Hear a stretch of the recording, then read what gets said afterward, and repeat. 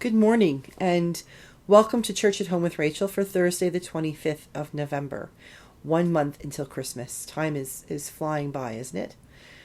Yesterday and the day before, Tuesday and Wednesday of this week, I participated at the Military Family Resource Center in a program called ASIST, which helped to prepare me and to be able to come alongside someone who is thinking about dying by suicide, and helping them to acknowledge that, to make a plan to stay safe for now and get help for later.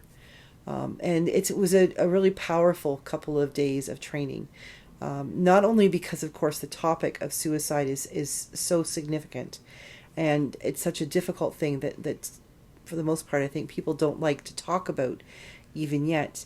But I think also it was significant for me because it pushed me in my boundaries. It pushed me in my sense of what I think I can do and what I am comfortable with. And that's always a good thing, being when our boundaries of learning are pushed out a little bit.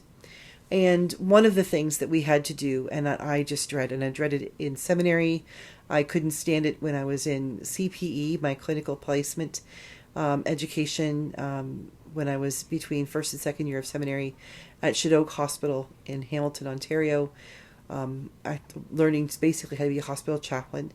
This sense that that you put yourself in a position where you see something from someone else's perspective and you act that out. The perspective thing I'm okay with. I'm pretty good at putting myself in someone else's shoes, I think. But having to act it out, I'm embarrassed and I'm nervous, and I feel like, you never do it with just one other person. You do it with a group of people and they critique you, and it's like, oh, I don't like that. So this was pushing me outside of my comfort zone this week. And yesterday I had the opportunity to role play with a chaplain from the base that I know fairly well. And he was the person who was at risk of suicide, and I was their caregiver, the person who came alongside him to talk to him and find a different plan to see if we could change things, the outcome somehow. And I discovered that when I let go of myself, when I let go of my own fears about what people might think about what I was doing, and paid attention to him, when I was able to block out all of the extraneous stuff like people watching and judging. They weren't judging, they were just paying attention to see what could work better or what worked well. But when I blocked out those things, I was able to enter into the scenario with the padre, who was not acting as a padre. He was acting the role of someone who was in desperate straits. And I was able to enter into the scene with him and discover ways that I could reach out to him and offer hope and alternative decision making, and helping him to find a way to stay safe for now. Because if we can help people to find a way to stay safe for now, that gives us time to help them stay safe for later. To make that decision to reach out for help, to talk to a relative, to change something in their life. And that, so I learned a bit about myself, that even when I'm doing something I really can't stand doing, like I cannot explain to you how much I hate doing role models, or the role playing. Sorry, I was able to do it, and I was able in two different scenarios, one with the trainer and one with this padre. I was able to step into the role and ignore all of the other things around me, and really sort of submerge myself in the situation that was being portrayed. And I didn't do it perfectly. There were things that I realized, I could have done that better. Saying that wasn't the smartest thing to say, but that's how we get better at these things. We practice them. I feel today more prepared that if someone came to me, if a parishioner came to me, or I was taking a taxi and the taxi driver said that, he felt like life was desperate and this was the end, or if I ran into somebody standing on the edge of a bridge or something, I do feel more prepared today than I did Monday, that I now have some tools to help that person. Do I hope that happens? Absolutely not. I hope I never have to use these tools, but I feel like I have some more tools in my toolbox to help me with that. And that's something that we all need, is to grow our tool set, to recognize that maybe we need to have tools in our toolbox that we've never had to use before. I also had an opportunity last night to have a conversation with a young man named Brandon, who he is a friend of the family, and he is a gentle soul. He's an incredibly intelligent person.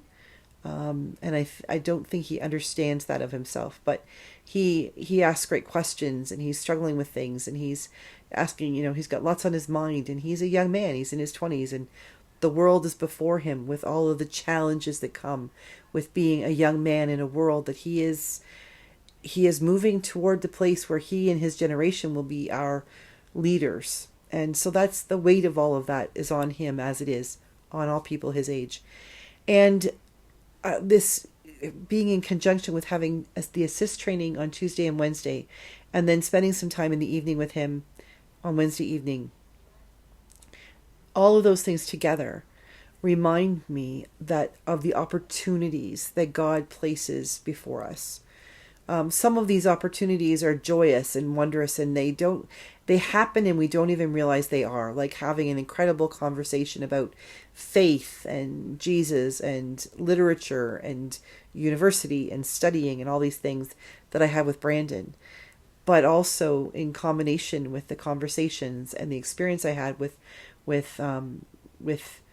Roleplay during the ASIST training, and recognizing that some things I am not good at and maybe never will be.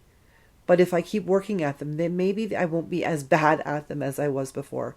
I feel like that's where I am with role playing. And I recognize that in my life, there will be times when role play is important.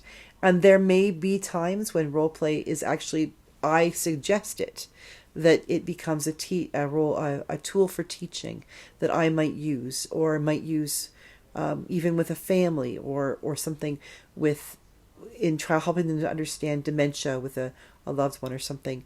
I'm just sort of spitballing ideas of when role play may come into my life when it's my idea. I still hope I never have to do it again, but I'm okay with the idea that it might.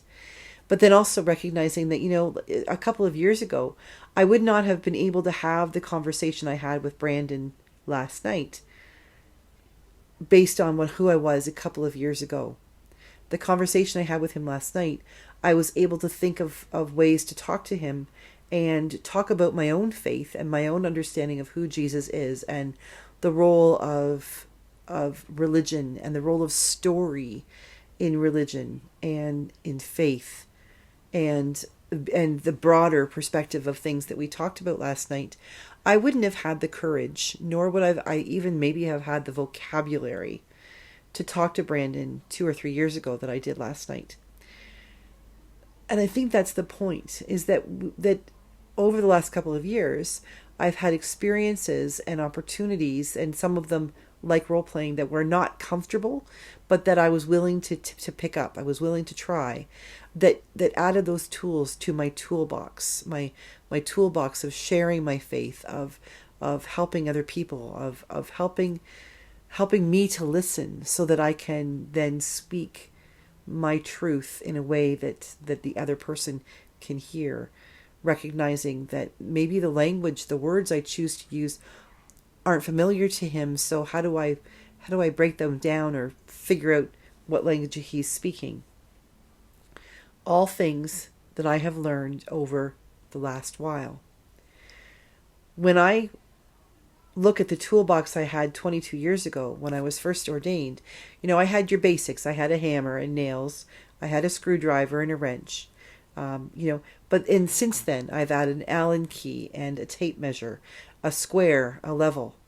I've added some other things that seem kind of ridiculous but come in handy, a shim or some sandpaper. All of these things that over the years I have needed and I've had to learn how to use. And so they get added to my toolbox. And lo and behold, once they've been added to the toolbox, I find times when I need them. and don't have to look hard to realize why I need them. I just, oh yeah, the sandpaper, I need that.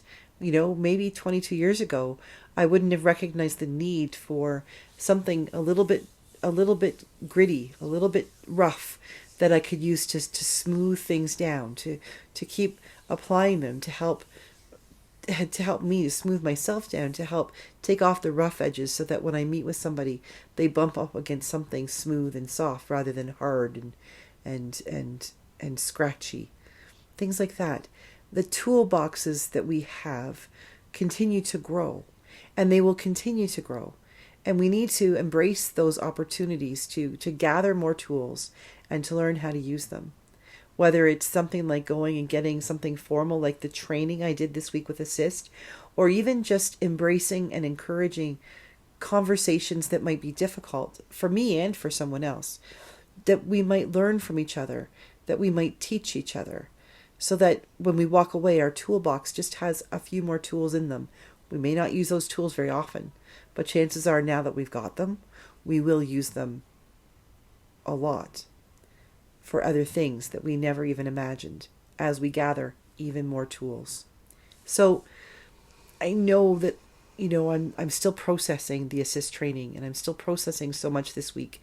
But that's, I think, right now what I'm coming away with is that my toolbox this week grew with some really odd tools and some things that I never knew I needed. And now that I have them, maybe I'll be using them quite often.